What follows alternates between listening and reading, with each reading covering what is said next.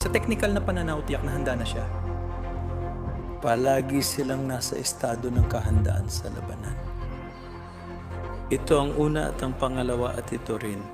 Nang makita ko ito, parang bumagsak ang puso ko at naisip ko kung ano ang itsura ng totoong digmaang nuklear sa panahon ngayon. Nakita na natin ang pinsala ng binomba ang Hiroshima at Nagasaki noong ikalawang digmaang pandaigdig. Ngayon, 3,000 beses nang mas malakas ang mga sandata. Ito na kaya ang magwawakas sa sangkatauhan? Maaari nating tingnan ang mga estadistika. 1,000 tao ang namamatay kada oras mula 1,000.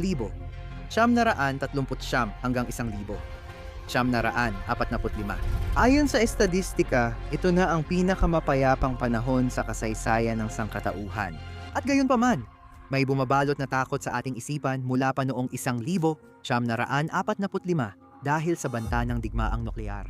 Kaya gusto kong ipakita sa inyo kung gaano talaga ito kasama at subukang alamin kung talagang nasa bingit na ba tayo ng digmaang nuklear.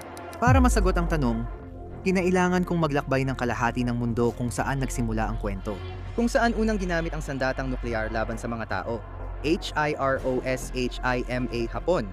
Nandito ako sa Hiroshima, Hapon, isa sa 2 lugar lang sa buong mundo kung saan naranasan ng mga tao ang direktang epekto ng paghati ng atom.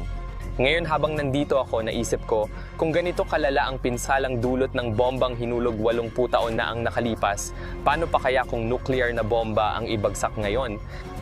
And iyan ang tanong na sasagutin natin sa video na ito. Noong 1947 sina Albert Einstein, Robert Oppenheimer, at ilang mahahalagang siyentipiko na lumikha ng unang sandatang atomiko ay gumawa ng Doomsday Clock, isang countdown patungo sa nuklear na pagkalipol. Pagpatak ng alas 12 ng gabi, lahat ay tapos na. Taon-taon inaayos ang orasan para ipakita kung gaano tayo kalapit sa pagkawasak ayon sa bulletin ng mga siyentipikong nuklear. Noong 1947, itinakda ito sa 7 minuto bago maghating gabi.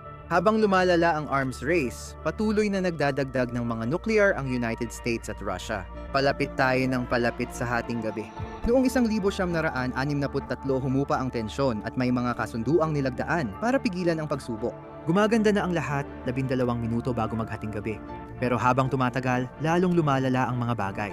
Mas malalaki at mas makapangyarihang bomba ang ginawa. Lumago ang teknolohiyang militar at tumaas ang tensyon. Hanggang sa makarating tayo sa ngayon, 70 segundo na lang bago maghating gabi. Mas malapit kaysa dati sa kasaysayan.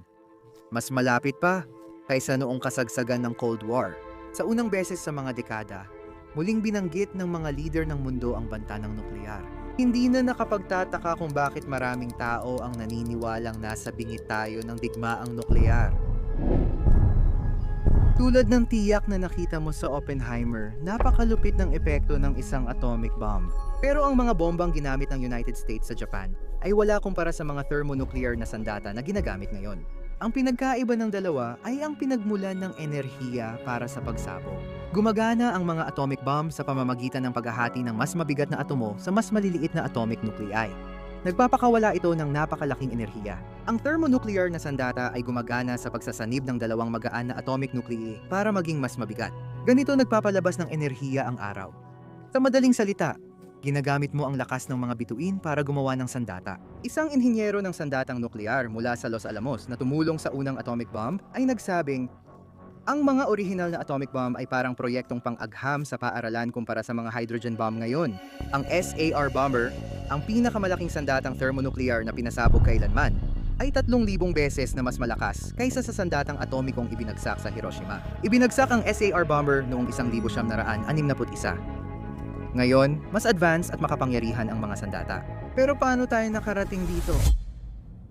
Ang 1945 ang nagmarka ng simula ng nuclear arms race, kung saan nagpaligsahan ang United States at Russia kung sino ang makakagawa ng pinakamaraming nuclear na armas.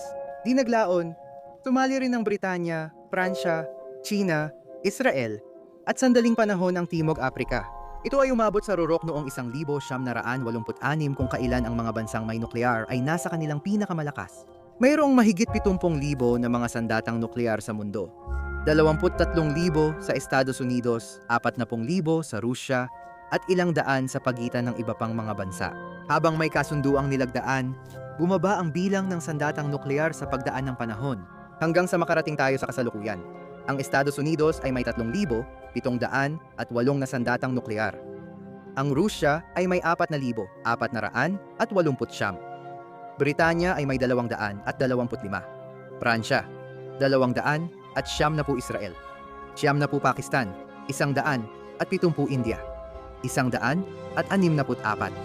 China, 400 at 10 at Hilagang Korea ay may 30. Tulad ng napansin mo, walang sponsor ang video na ito at bahagi iyon dahil talagang seryoso ang paksang tinatalakay natin. Ang paggawa ng ganitong video, gaya ng pagpunta ko sa Japan at buwan-buwang pananaliksik, ay hindi mura. Kaya sobrang excited akong i-anunsyo ang Astro Kobe Patreon launch. 6 na buwan akong nagtrabaho sa likod ng eksena para maihanda ang lahat at masigurong sulit ang Patreon na ito para sa inyo. Pinakapaborito ko rito, libre kang sumali bilang Planeteer at maging miyembro ng komunidad. May access ka sa behind-the-scenes na larawan at video mula sa aming mga shoot at pwede kang bumoto sa community poll para sa paparating na video, lahat libre. Pagkatapos, kung gusto mong sumali sa isa sa aming mga paid tier na nagsisimula sa halagang $5 lang, magkakaroon ka ng access sa iba't ibang magagandang benepisyo. Walang ads sa aming YouTube videos, 24 na oras na maagang access sa discussion post para maibahagi mo ang ideya mo, 10% diskwento sa codes, at maagang access sa susunod na proyekto paglabas ng mga paninda. Ang kakayahang sumali sa community chat, direktang mag-message sa akin, magtanong ng kahit ano, at ilagay ang pangalan mo sa description ng aking YouTube video. Marami pang iba. Malalaki ang mga plano ko ngayong taon na maglakbay sa iba't ibang panig ng mundo, mula Europa hanggang United States at pati na rin sa malalayong disyerto ng Chile. Lahat ng ito ay para makagawa ng pinakamahusay na mga educational na video para sa'yo. At makakatulong ang Patreon na ito para magawa natin yon. Kaya pumunta ka na sa patreon.com/astrokobe or i-click mo na lang ang link sa itaas ng description. At kung gusto mo, pwede kang sumali sa komunidad ng libre. Nagsimula na ako ng Q&A roon kung saan lahat ay may access. At ako ang magbabasa at sasagot ng mga tanong. Kaya kung may gusto kang itanong, mag-sign up ka na ng libre. Pag-usapan pa natin ang sandatang nuklear. 3 pangunahing paraan ang gamit ng malalaking nuclear warheads ngayon na kayang wasakin ang buong lungsod. Ang pinakahalata ay ang klasikong bomber, ihuhulog. Kayang lumipad ng mga bomber sa ibabaw ng target at ihulog ang thermonuclear device bago lumayo sa ligtas na distansya. Ganito ibinagsak ang atomic bomb noong ikalawang digmaang pandaigdig. Ibang klase naman talaga ang mga intercontinental ballistic missile. At para sa akin, nakakakilabot sila ng sobra.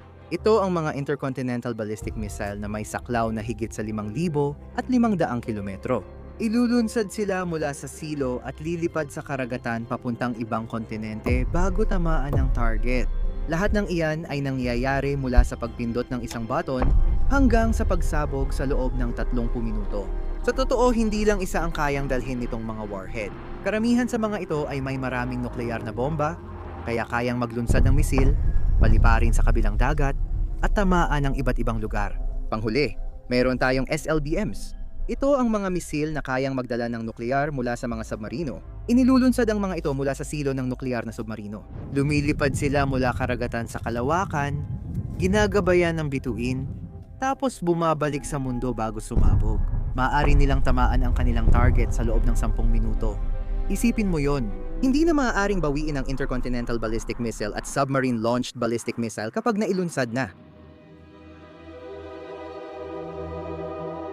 80 taon na ang nakaraan, naghulog ang United States ng atomic bomb na Little Boy 600 metro sa taas ng lungsod sa likod ko para tapusin ang digmaan. 8:00 ng umaga habang papasok sa trabaho at paaralan ng mga pamilya, lumapit ang Enola Gay sa Hiroshima. Binuksan ang ilalim ng eroplano at si Little Boy, ang atomic bomb, ay ibinagsak 600 metro sa taas ng lungsod. Sumabog ang bomba.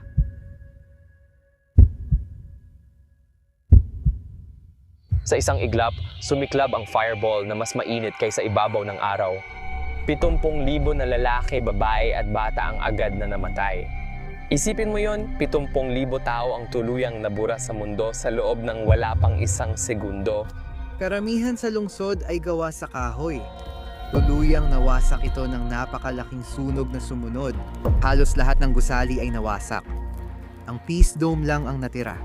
Ang pangyayaring ito ay nagtakda ng malinaw na hangganan sa kasaysayan, ang panahon bago at pagkatapos ng sandatang nuclear. Dagdag pa, 50,000 katao pa ang namatay sa loob ng susunod na 30 araw dahil sa matinding radiation syndrome. Ang kinatatakutan ko ay mas malalakas ang mga sandatang nuclear ngayon kumpara sa bombang ginamit noong 1945. Lahat ng pagkawasak na ito, ang buong Hiroshima ay nawasak dahil sa pag-convert ng mas mababa sa 1 gramo ng bagay tungo sa enerhiya. Mahigit 10,000 katao ang napatay ng masang mas magaan pa sa paru-paro. Ito ang realidad ng digmaang nuklear mahigit 100 taon na ang lumipas. At ang mga sandata ngayon ay mas malala pa ng husto na halos hindi mo maisip na may sino mang tao na magtatangkang gamitin ang mga ito ngayon. At gayon paman, sa ngayon, habang nakaupo ka dyan at nanonood ng video na ito, ang Estados Unidos ay may 1,700 at 70 nuklear na armas na nakadeploy at handang ilunsad sa loob lamang ng 60 segundo. Ang Rusya ay may 1,674. Ito ang katotohanan. Matapos ang ilang buwang pagsasaliksik, ngayon alam ko na kung paano mangyayari ang digmaang nuklear sa 2024. At natatakot ako dito. Handa ka na ba? Ang mga surveillance satellite na nasa 1/10 bahagi ng distansya papunta sa buwan ay nakalock sa geosynchronous orbit. Ibig sabihin, umiikot sila sa parehong bilis ng pag-ikot ng mundo. Dahil dito, nagagawa nilang manatili sa parehong lugar sa ibabaw ng mundo palagi. Kaya ng mga satellite na ito na mapansin ang mainit na usok ng rocket mula sa mga intercontinental ballistic missile sa loob ng isang kisap mata. Kahit pa sa likod ng mga ulap. Sobrang lakas nila na kaya nilang makita ang sindi ng posporo mula 200 milya ang layo. Ang mga space-based infrared system satellite sa ibabaw ng Hilagang Korea, China, at Rusya ay halos kasing laki ng isang metrobus. Nagbabantay sila 24 na oras sa isang araw, 7 araw sa isang linggo, 365 araw sa isang taon. Nagmamasid para sa posibleng pagsiklab ng isang banta ng nuklear. Kung ang digmaang nuklear ay mangyayari sa pagitan ng United States at Rusya, ito ang maaaring mangyari. Kapag nagpaputok ng nuklear ang alinmang panig, agad itong malalaman ng detection system at uudyok ang mga opisyal na magsagawa ng kontraopensiba. Malungkot ang estratehiyang ito. Kung atakihin mo ako ng nuklear, gaganti rin ako at pareho tayong mawawasak. Kung paniwalaan nila ang banta, magpapalipad ng ballistic missile ang United States mula submarino sa baybayin ng Norway at tatamaan ang mga pangunahing target ng Russia sa 10 minuto. Makalipas ang ilang minuto, magpapakawala ng missiles ang Russian submarines sa baybayin ng Canada at United States. Kapag nailunsad, hindi na mababawi ang intercontinental ballistic missile at nuclear subwarheads. Tiyak na ang kanilang kapalaran pag pinindot ang pindutan. Pinapalipad ang intercontinental ballistic missile mula sa parehong bansa. Tumatawid sa karagatan at inaatake ang mga target militar, command at control centers, nuclear launch facilities, at pati mga sentro ng populasyon. 26 na minuto at 40 segundo ang tinatagal bago makarating sa continental United States ang intercontinental ballistic missile mula Rusya. Ang unang labanan ng mga nuklear na nangyayari sa wala pang 1 oras ay papatay ng milyon-milyon. Simula pa lang ito, paparating ang nuklear na taglamig. Ang itim na usok ng carbon mula sa nuklear na sunog ay itinatapon sa atmosfera. Ang mga lungsod ngayon, na mas matao kaysa Hiroshima, ay magdudulot ng mas maraming usok kaysa sa naranasan sa Japan. 100 hanggang 200 milyong tonelada ng uling ang inilulunsad sa atmosfera. Itong itim na usok ay umaakyat sa stratosphere, lampas sa mga ulap ng ulan na madalas naglilinis ng usok. Dito naiinitan ito ng araw at nananatiling lumulutang sa taas ng hanggang 10 taon. Dahil sa malakas na hangin, ilang araw lang bago balutin ng itim na usok ang malaking bahagi ng hilagang hemisphere. Dahil dito, lalamig ng husto ang mundo kahit tag-init. Maraming lugar sa Amerika ang bababa ng higit sa 20 degrees ang temperatura at ang ibang bahagi ng Europa at Asia ay mas lalamig pa ng doble. Ang pagbabago ng klima at epekto sa ekonomiya, pati hirap ng mga bansa makabangon sa pag-atake, ay magdudulot ng matinding tagutom at maraming buhay ang mawawala.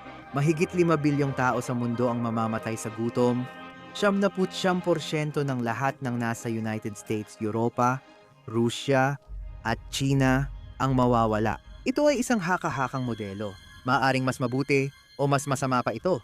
Pero dapat tayong magkaisa na walang mabuting dulot ang digmaang nuklear sa alinmang sitwasyon. Natutunan ko sa pagpunta sa Hiroshima na hindi kakayanin ng sangkatauhan ang isa pang digmaang nuklear.